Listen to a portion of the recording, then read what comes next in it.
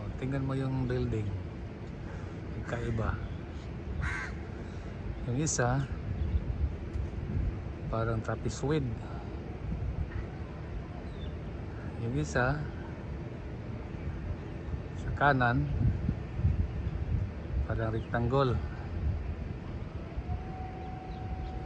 Yung isa yung bago, ginagawa pa ngayon. Yan may mounted tower crane. Oh, maganda talaga, no? Tingnan mo yung nasa gitna na building. Sa baba malaki, tapos lumiliit sa taas hanggang sa taas, sa dulo maliit na rin. So iba din yung design niya, safe talaga kasi yung load sa taas lumiliit na, yung load na maliit sa taas bumaba, lumaki hanggang nakakaya niya. Iba rin yung design. Yung isa simple design lang rin, parang rectangle nakatayo. Ito yung bago, ganon din. Pero yung paggawa niyan hindi na prefabricated na yan, block by block, story for story na yan. Pag mag-install ng isang story, isang level yan buo. Kasi yung level na yon fabricated na lahat, patong na lang. I-grout na lang yan, katulad sa ginawa doon sa may Ang-Mo-Kio banda.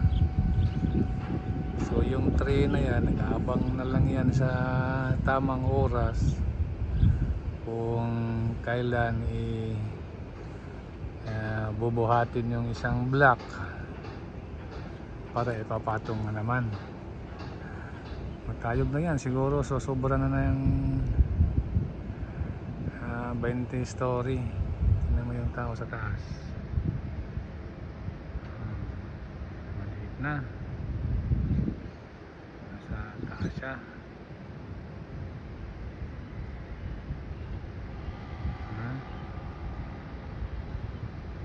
Hindi natin mahalata kung may harness ba o wala, kasi maliit na nga para na ngang ibon. Kung nakatayo siya doon,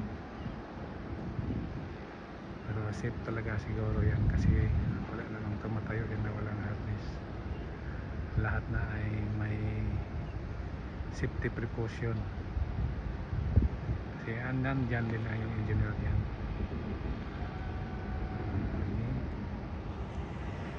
Tingnan nyo, pag nagustuhan yung view na to, yung tatlong klase ng design ng building,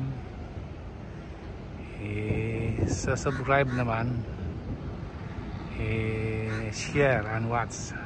Okay, so pag nakita nyo to, meron na kayong parang experience dito sa sa Singapore, sa Bishan may building na ganyan, parang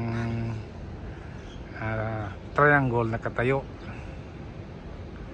Yung sa baba na malaki, yung sa taas ay yung tulis na triangle. Yun ang bilugan yan. Yun ang pormahan. Sige, salamat. Bye. Happy afternoon to everyone.